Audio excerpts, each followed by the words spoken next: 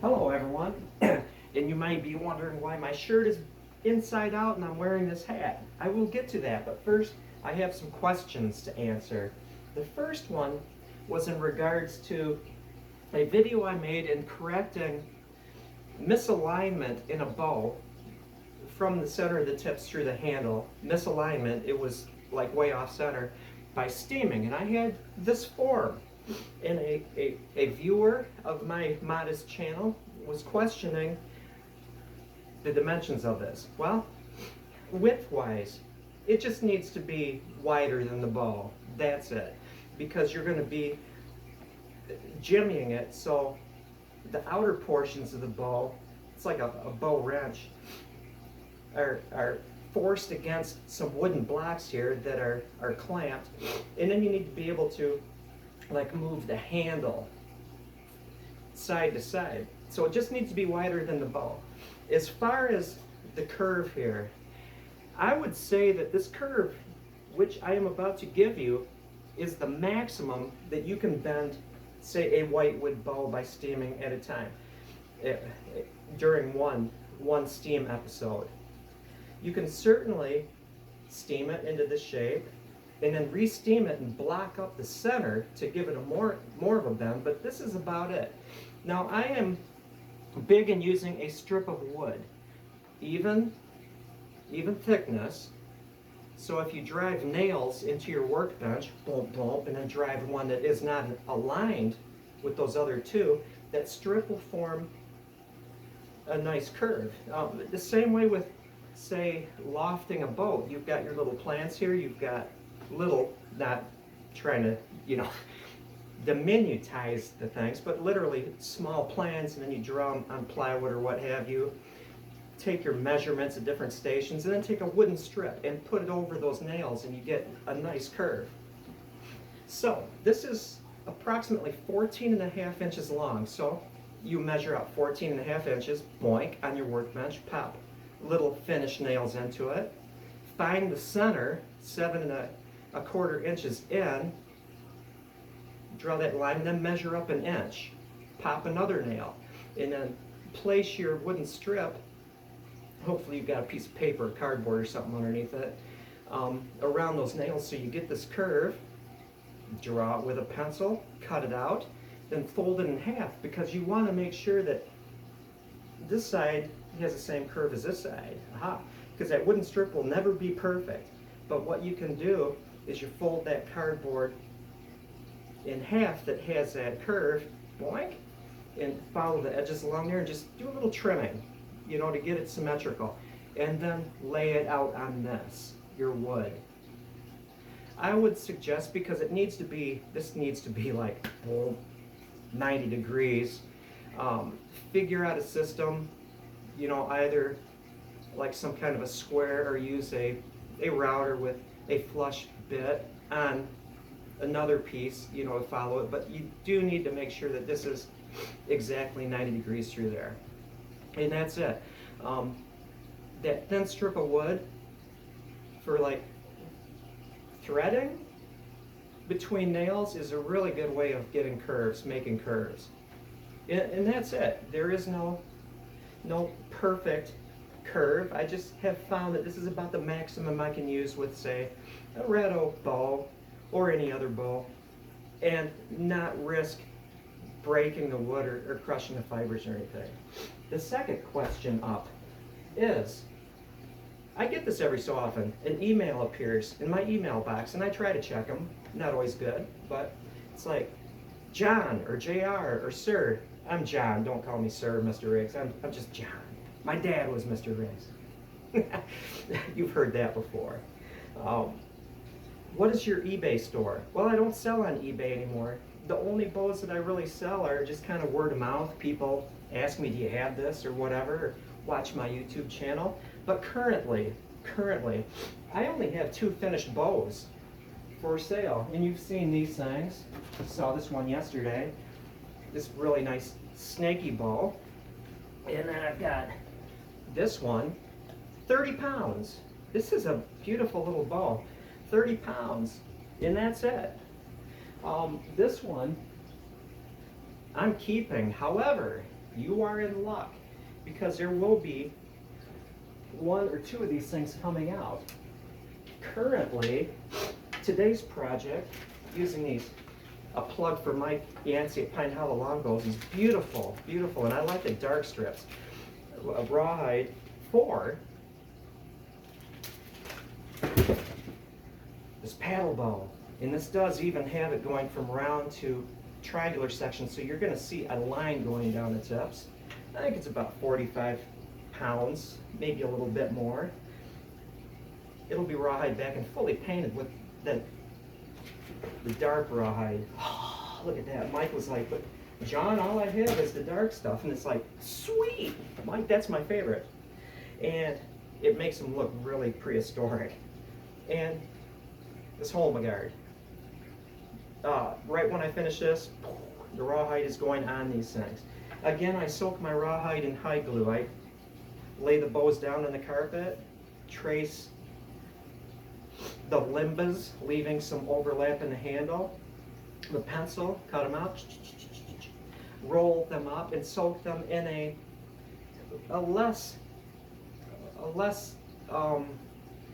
lighter hide glue mixture than I would sizing the bow. Let's just say that. And so the glue is within the rawhide strips when I lay them down over the size bow. Again, it's like contact cement. The rawhide sticks. I wouldn't even need to wrap them, but I do.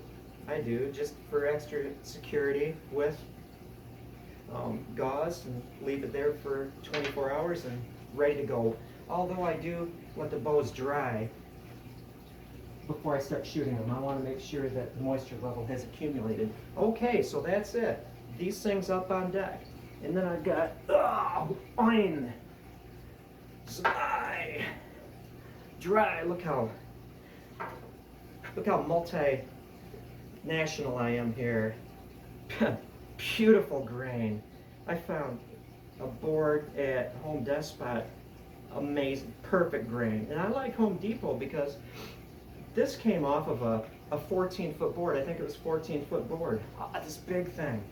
You know, and I carry it up to the fellow that saws wood. And I said, I would like it 78 inches from this end. Boy, and I don't need to pay for the other portion. I just bought what I needed. But I have, because of poaching issues, I lost the one source that I could buy 1 inch and 1.5 inch thick wood, so, you know, that's it. About, because the grain varies here, the rings, about 45 degrees, just where I want it. This one was the center of the board, flat sawn, and it basically follows one growth ring. Ha ha ha ha ha, because this was in the center. This was a 3-bow board. That's in the center, and the other one, it goes from 30 degrees to 45 degrees. Beautiful. And so, I don't know whether or not, whoop, excuse me, mittens. 2 of those will be like this, or there will be 1 of these and 2 paddle bows. It's up in the air. I usually like to use the flat sawn ones, the board in the middle, for the talisman bows, but I might make 2 of them. And that's it. Why am I wearing this? Well, I listen to politics. I'm kind of a political and government junkie. You know, I've read the Constitution. I do my best to understand it. I understand the theory and the whys and the hows and the whens of why our framers, which you hear their names bounced around a lot, did things. Now, I've got this hat on because part of my service was in the National Guard. And if you're keeping up with the news, you don't live under a rock, you hear what's going on in Virginia. Well, let me back up. In debates and speeches and stuff, I hear a lot. And I could say, not being leaning to either direction here, because I want to be neutral in here, just, you know, throwing out the facts. I hear people with various economic plans, and I can say the majority of the people I hear, I would believe if we followed their economic plans, it would drive our economy into the dumpster. However, there is one person, actually 2 very vocal people currently, spokespeople for this, are saying that we need to get rid of the Electoral College. And a byproduct of that would be removing 2 senators from the smaller states, you know. We wouldn't have like equal representation between each state in the Senate, which is important. The purpose of the structure of the Senate and the Electoral College was to give a balance to the popular vote. You have big population centers, lots of people, you know, in Congress. The number of representatives reflects the number of people in your state, just the raw people. You know, the more people you have, the more Congress people you have, members of Congress. But if that was the case throughout, you wouldn't have 2 senators in Wyoming and 2 senators in California. And the importance of this, giving representation to areas as well as populations, is playing out in Virginia. In Virginia, if you look at the map, that famous blue-red map, you will see that the vast majority of area in Virginia would be red. But there's little spots, little concentrated spots of blue in there. And those are the very high population areas. In their environments, their life in many ways is different than the rest. I could say the vast area of Virginia. And what has happened is, and I'm not going to get into arguments here, I'm just going to say, you know, frankly and truthfully, those tiny, in area, little population zones have determined something for the entirety of Virginia, which currently is in turmoil. You know, there's talk about the National Guard and firing police and all this stuff. That is the perfect demonstration for why we shouldn't eliminate the Electoral College and restructure the Senate. Because take that map of Virginia with tiny little areas, tiny physical little areas of high population, telling the rest, the greater area, low population density, what to do, that don't share the same, you know, life as the tiny population. That would play out in the U.S. as a whole. You would have New York and California basically telling people in Montana, Wyoming, New Hampshire, South Carolina, North Carolina, Nevada, you know, just run the whole list of the other 48 states. And so you would be getting this clash throughout the U.S. as you would be seeing in Virginia right now. The safe way is to keep, you know, the way it is, balancing the popular vote, which represented by those high population areas, and states' rights, in Virginia's case, counties' rights. And you see, you know, the potential for a civil war in Virginia magnified that if it ran throughout the country, because of just, you know, the distances and stuff, and the ability of these people in the center that don't want to go the way of the physical outlying areas. And so it's bad. Now, why do I have this? Because when I first heard this, the governor of Virginia calling to call out the National Guard, I'm thinking, you know, again, the majority of my service was in the National Guard. And National Guardsmen and the police, which are being threatened to be fired, are, you know, basically Second Amendment advocates, because we all took pledges. I took it 3 times, you know, the oath to defend the Constitution against some enemies, foreign and domestic. And what would we do? What would I do?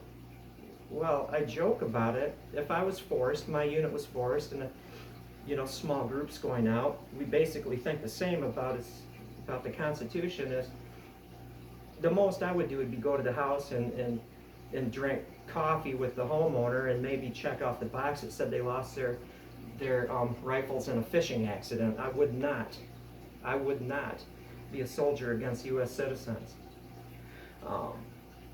The whole firing the police thing seems kind of odd. I wonder if a governor can actually fire a sheriff that was elected in a county. I don't know about that, but it sets up a dangerous potential issue of the state police, which is under the purview of the governor, fighting county law officials and then city officials. That's not good.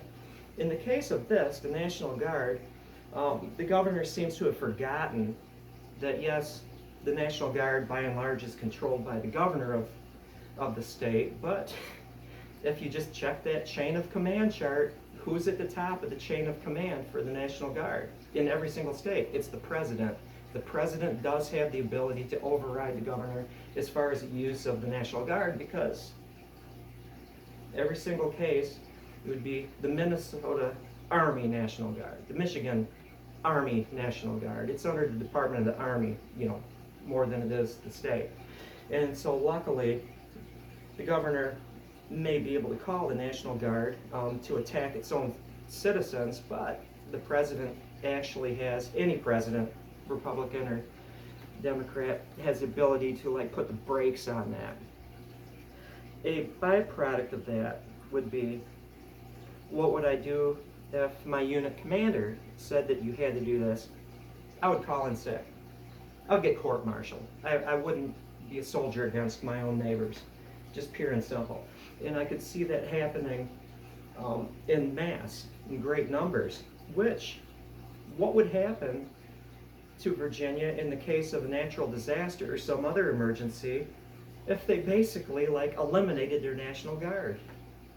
And so there's a huge lack of wisdom that's happening in that entire case. Just ridiculous. Anyway, that is it. This is a one take kind of video. I am going to talk no more.